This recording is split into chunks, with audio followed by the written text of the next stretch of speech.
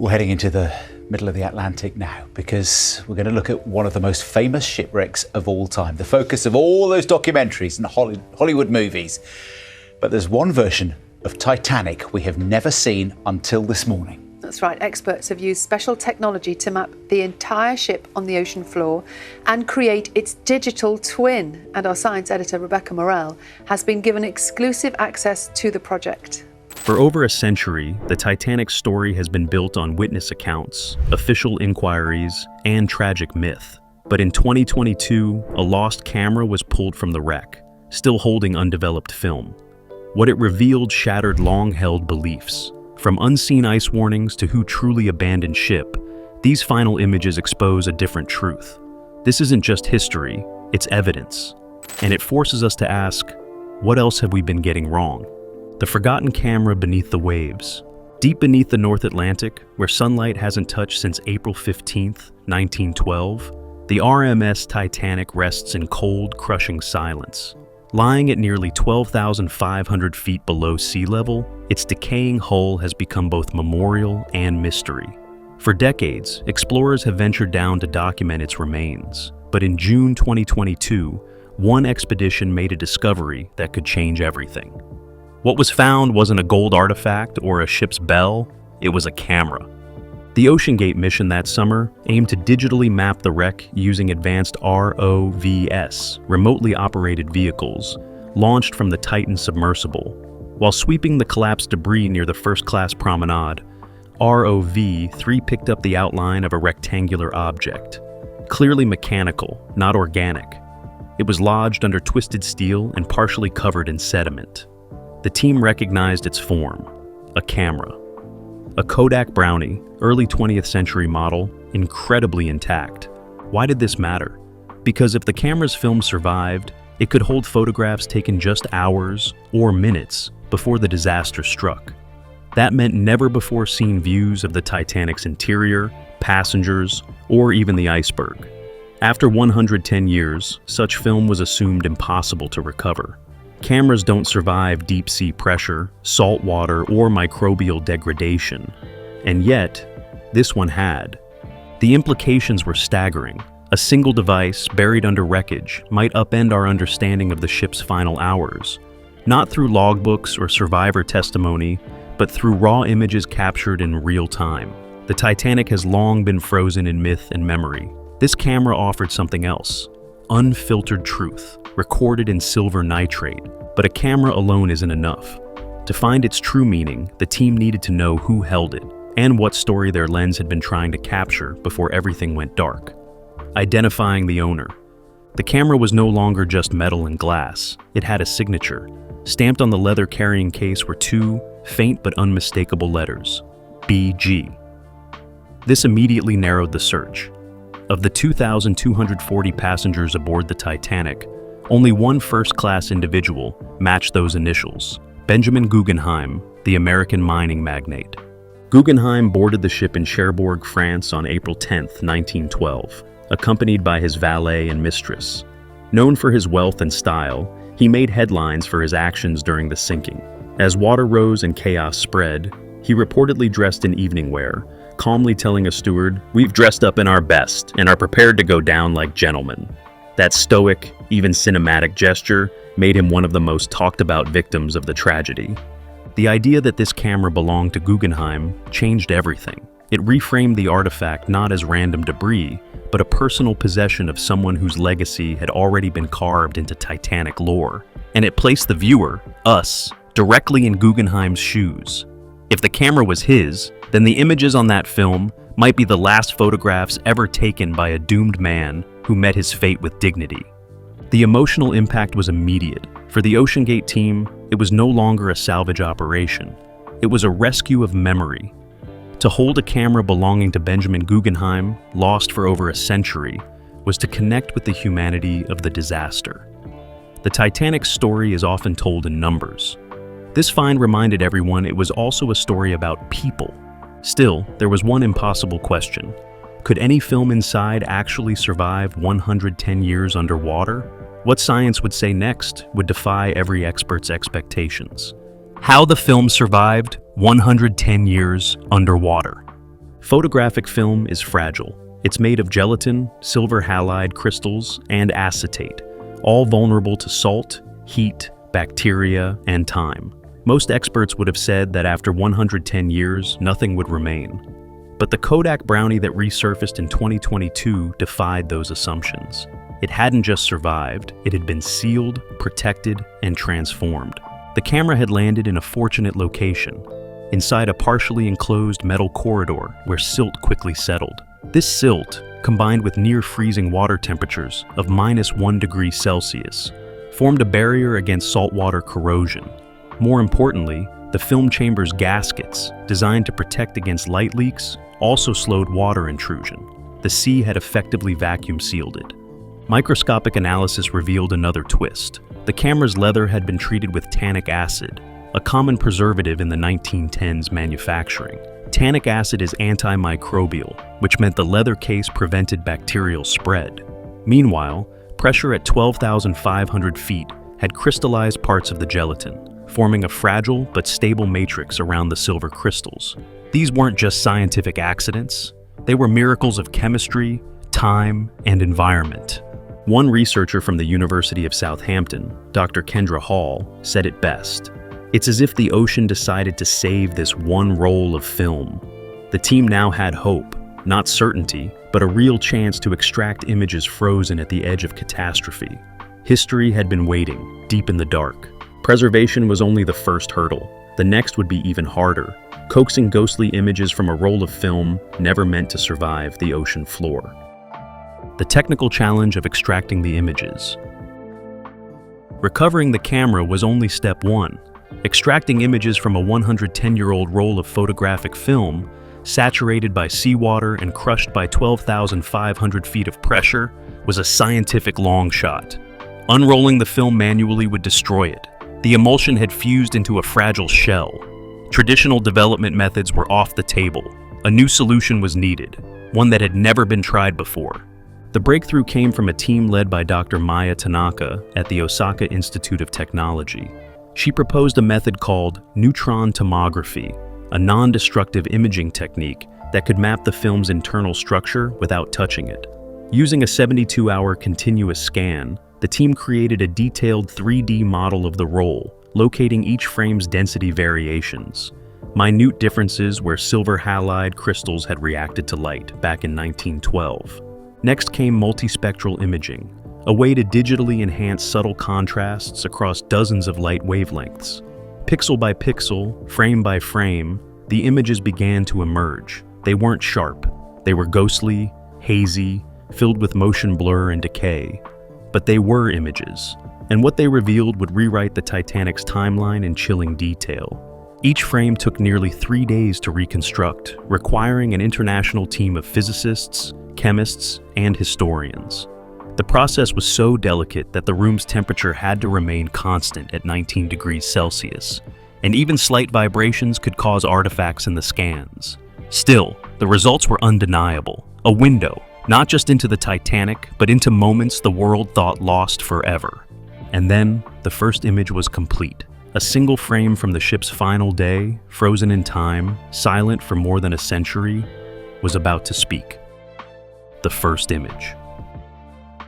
The first recovered photograph stunned the entire research team.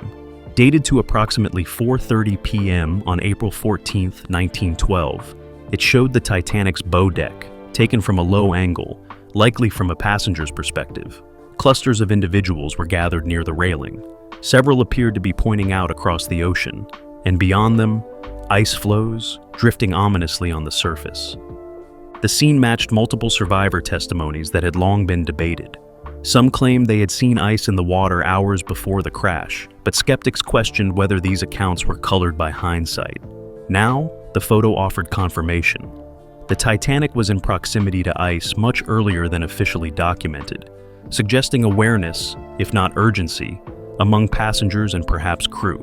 One man, later identified as Francis Brown, an Irish Jesuit student who briefly traveled on Titanic, is seen in the left corner. He disembarked in Queenstown, now Cove, Ireland, days earlier, but his presence in this image helped verify its authenticity.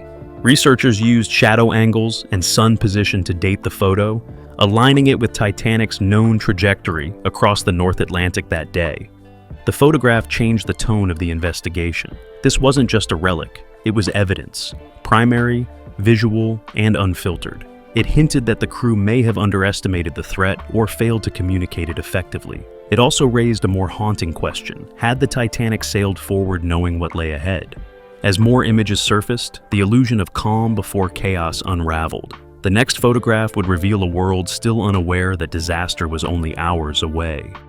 The dining saloon snapshot at approximately 8:15 p.m. The second image brought a strange sense of serenity.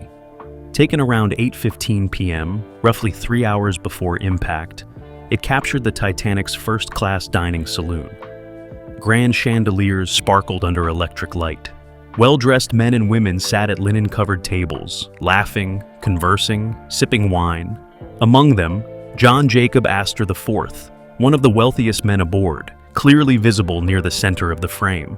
Astor's presence helped timestamp the photo. According to records, he and his 19-year-old wife Madeline had finished dinner just after 8:30 p.m. The image, likely captured moments earlier, became the only known visual record of first-class life inside the Titanic on its final evening. There was no panic, no urgency, just leisure, elegance, and an eerie normalcy. What made this image powerful wasn't just who was in it, but what they didn't know. The iceberg was already on radar, the temperature had begun dropping, and the ship was steaming at 21 knots through a known danger zone. Yet here was a room full of people relaxed and unaware, bathed in golden light, unaware they had only hours left.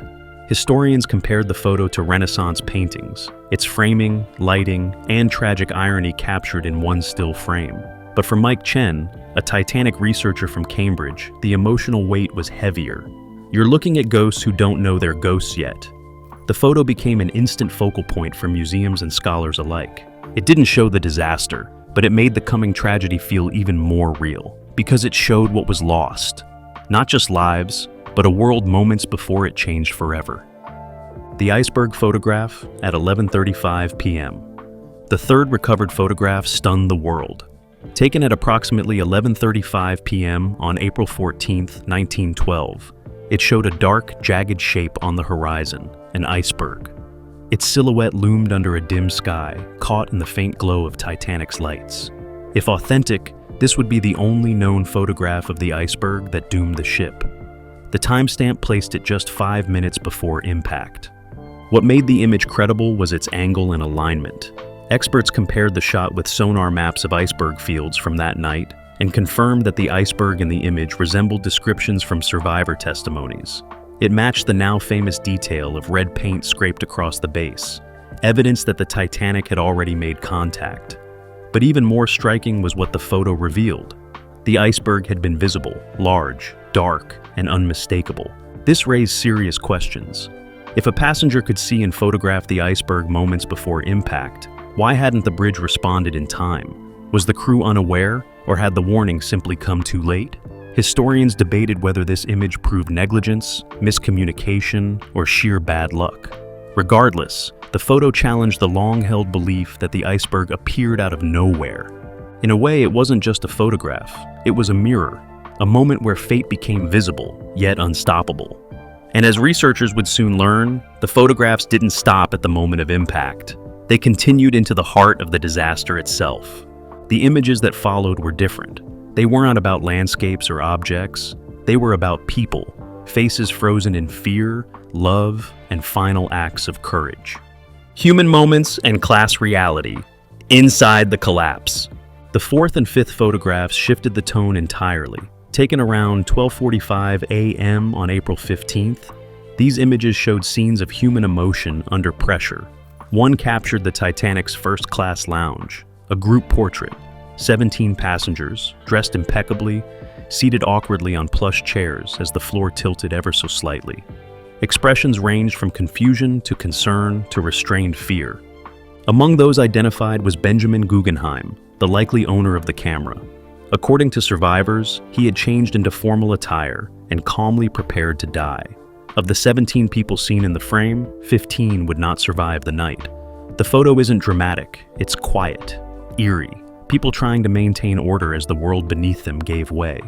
Another image showed a violinist on deck, presumably from the ship's band, playing near a lifeboat station. Survivors had long said the band played as the ship sank, a haunting detail sometimes dismissed as myth. This photo confirmed it. In the background, lifeboats are being lowered. Water glimmers on the deck.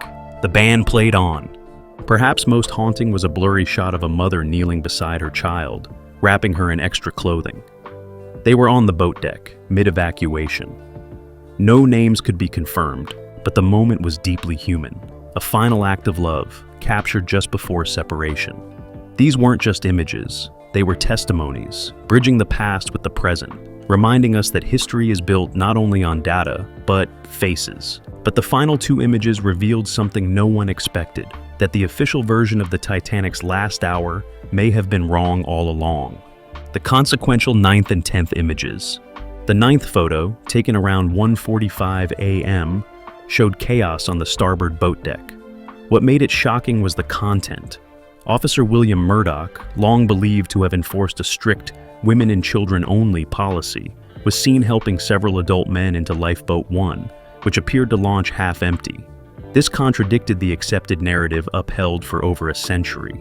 Also visible in the frame was J. Bruce Ismay, chairman of the White Star Line, assisting passengers, not hiding or escaping, but actively helping.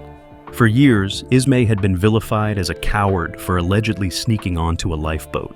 This photograph offered a new perspective, one that painted him not as a villain, but as a man caught in impossible circumstances. The 10th image, time-stamped around 1:55 a.m., captured Captain Edward Smith on the bridge, hands on the railing, face lit by lantern. According to most reports, Smith had disappeared by then, possibly already dead or below deck. But here, he stood, watching over the final lifeboats. It suggested that leadership had persisted longer than many survivors believed, challenging timelines shaped by trauma. Together, these two photographs didn't just raise questions, they demanded answers. Were survivor memories distorted by fear? Had history painted certain men as heroes or villains too soon? These images complicated the moral narrative and urged a reevaluation of how we remember that night. The photographs ignited debate across the globe, but beyond controversy, they reshaped how scholars, museums, and the public understand the Titanic, not as legend, but as lived experience. Aftermath and the new historiography of Titanic. The release of the Guggenheim photographs caused a tidal shift. Published in late 2023, they were immediately subject to ethical scrutiny. Was it right to display such raw images of the dead? Should the final moments of private citizens become museum artifacts? The debate led to the creation of the Greenwich Protocol, a new international framework guiding how disaster imagery is handled and presented in educational settings. But the impact went deeper. Naval historians used the images to create new evacuation models, revealing how class and ship layout influenced survival. Architects redrew blueprints of Titanic's interior, noting discrepancies in prior reconstructions. Social scientists examined the class dynamics evident in the photographs, how, even in collapse, social lines held, blurred, and occasionally dissolved. The images also influenced maritime safety policy. Cruise lines revised emergency drills based on visual evidence of confusion during Titanic's lifeboat deployment. Scholars began integrating the photographs into university curricula, not just as historical records, but as human studies, exploring grief, resilience, and dignity in crisis. And finally, the photos reminded the world that history is not a closed book, that even after 110 years, new chapters can emerge from the deep. For the descendants of those aboard Titanic, the photographs brought pain, clarity, and closure. And for the rest of us, they offered something rare, the chance to witness a moment we thought was lost, through the lens of someone who lived it. These photographs didn't just add details, they rewrote the ending. In them, we don't just see the Titanic, we see people, caught in a moment the world thought lost. Some myths were broken, some legacies redeemed, and some questions deepened. But one thing is clear, history isn't fixed. It evolves with every discovery, and 110 years later, the Titanic is speaking again, not with words, but with images that refuse to be ignored.